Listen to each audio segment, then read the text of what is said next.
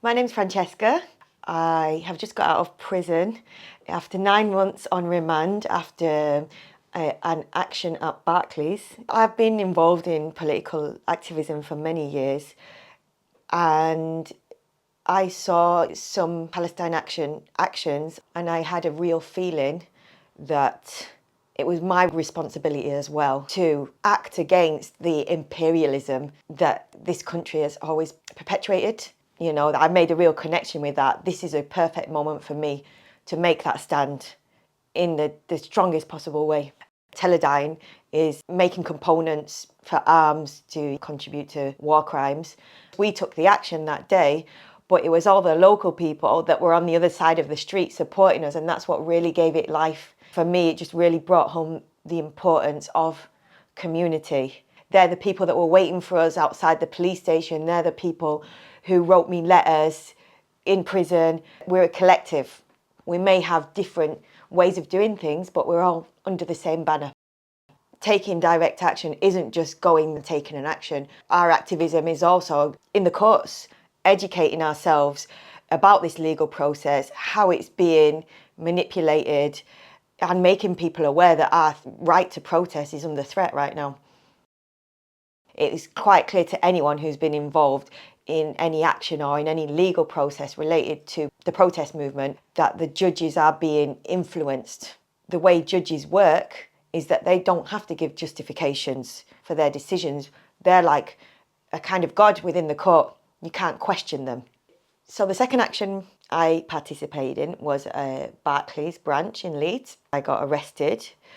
The judge was gunning for us. He wanted to remand as many people as possible. I was the unlucky one. The excuse was at the time that I'd broken my bail by staying at the wrong address. That was their mistake. They hadn't updated their records. So it was their mistake, and as a result of that, I got sent to prison. I was denied bail numerous times, either without an explanation, or the judge would simply say there was a danger of reoffending. According to the judicial rules, people should only be remanded in custody if they're a flight risk, if they're a danger to the public, if there are exceptional circumstances. My circumstances were in no way exceptional. The legal limit for remand time is 6 months. I was remanded for 9 months, and I've met people who've been remanded for up to 2 years. So they're always using these kind of excuses like there's a backlog in the courts. But again, that is political because they pick and choose the cases that they want to prioritise. So I can give the example of last year, there were some racist riots. And because that was a high profile case where the government needed this propaganda to make it look like they were in control, they took those people and put them to the top of the list. They got their trial very quickly. And some of them, I met one of these people in prison. They had their trial, they were sentenced, and they were released before I'd even had my trial. So these kind of excuses, they're manipulating the rules to suit their own agenda. This idea of making an example of people, it's like a show trial, isn't it? It's like the kind of thing they do in a dictatorship to scare other people away from taking actions. Both times I was arrested, they exceeded the legal limit of how long somebody can be held in custody without charge in the police station. That legal limit is 24 hours. On both occasions, they held us for 3 days. For the charges, criminal damage, this is a very low level crime. There's no reason to keep somebody in custody for that long. And again, why was I kept in prison for 9 months on remand without being convicted of anything? Even the prison staff were saying to me, I don't understand why you're still here after all this time. I knew people that had been in and out 3 or 4 times in the time I was there. I knew people that had been convicted of violent crimes. They were there for less time than me. It was a real eye-opener for me because it's a place that's shrouded in secrecy. There's a very good reason for that because there's so many human rights abuses and just disgusting things that happen in there that they don't want people to know about. So living through that myself was something that's changed me forever. Prison as a concept, the basic idea of taking away a person's liberty it's designed to break your spirit. And there's a very good reason why in prison so many people have mental health issues, or they become violent, or they just give up on life. It's the perfect way to oppress people.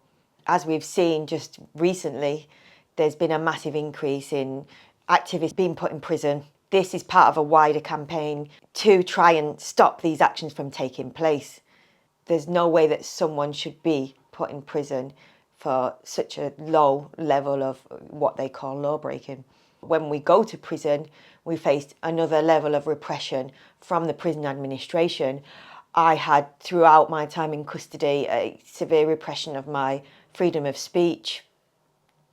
I had letters stolen, books going missing, phone calls cut off, people that I wasn't allowed to speak to, because basically I was telling the outside world about all the corruption that goes on in the prison, and they don't want people to know about that. That is a challenge to their authority. It's a challenge to their secrecy. They would try and threaten me in the beginning and scare me, but I quickly realised they were empty threats. There's nothing they can really do to stop me. I didn't care about their punishments, and that's the only thing they could hold over me. They can take my TV away for a week. That's nothing to me, you know. What I've learned in prison is how all the cogs of this machinery of oppression work together. It's all linked together. The prison industrial complex that oppresses poor people in this country, the military industrial complex that oppresses people in a colonial context in other places. It's all controlled by the same people, and it all has the same purpose. It's just manifested in different ways. When you're in prison, you are face to face every single day with your oppressor, and they control every aspect of your life. So every person has to make their own decision how to respond to that, because you just need to survive, basically. And it was very interesting to see how people dealt with that in a different way. My own reaction was to be provocative, to question, to mock these systems of power, but that's exhausting. So, you know, I understand that not everybody's able to do that, but that gave me a purpose while I was in prison, which was really helpful for me. And I also felt that I had to follow my morals, and even if that was a difficult thing to do, then it was the right thing to do. And I had to maintain my own dignity, which was the most important thing for me. You can feel the effects, the dehumanising effects on yourself, on your body, on your mind, on your emotions. One thing that stands out, some of the officers said to me, I mentioned something about human rights, and like they all said to me, oh, you leave those when you come into prison. You don't have human rights in prison. And I don't know whether they genuinely believed that or they were just really ignorant. But you feel the physical weight on your shoulders, you know, that phrase. And even when I'd go to court for a day in the prison van, as soon as you drive out of the gates, you feel that weight lift off your shoulders. So it's a very physical, very visceral kind of feeling of the oppression. When I got released, it was very unexpected.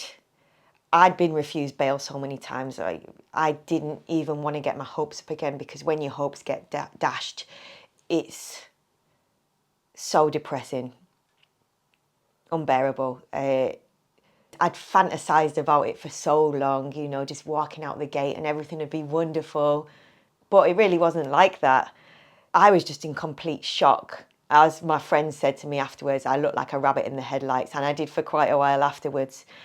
And I don't think people really talk about how traumatizing it is and how much effort it takes to deal with that afterwards. Because when you're in there, you're in survival mode. You can't think about any of that. There's no space. So it's when you get out, when you feel like you can actually relax, that's when you start to process everything. And that's when you almost realised how traumatized you become, how institutionalized, even in a short space of time. People ask me a lot if I regret what I've done, which led to me going to prison, if I would change it. And I would say absolutely not, because I've been, again, very privileged, and I've had the opportunity to learn so much, to have this exchange with the other prisoners. For me, it was like a political education. I spent so much time reading in prison about political prisoners, and people like Angela Davis, always been a huge inspiration for me. And I feel like I've become part of that proud tradition, and that's just, to me, an amazing thing. So I absolutely wouldn't change it. And it's true that the strongest kind of empathy comes from that shared oppression. So now I can understand this kind of oppression in a completely different way, because I've felt it in my own body.